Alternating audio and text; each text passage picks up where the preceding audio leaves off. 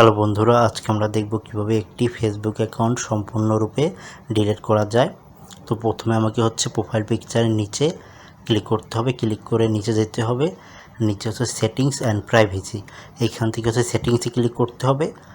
সেটিংসে ক্লিক করতে হবে, এখানে লেখা আছে অ্যাকাউন্ট সেন্টার, এখানে ক্লিক করতে হবে।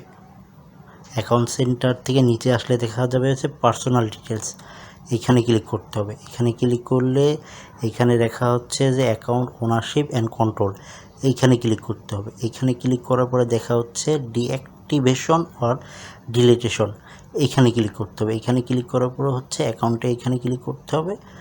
অ্যাকাউন্ট ক্লিক করার পরে ডিলিট অ্যাকাউন্ট, এইখানে ক্লিক করতে হবে।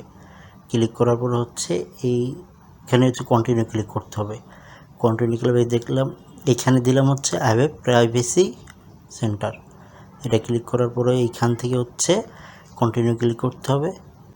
কন্টিনিউ ক্লিক করার পর নিচে যেতে হবে কন্টিনিউ। এবার এখানে পাসওয়ার্ড দিয়ে কন্টিনিউ দিলে আপনার অ্যাকাউন্ট সম্পূর্ণরূপে ডিলিট হয়ে যাবে।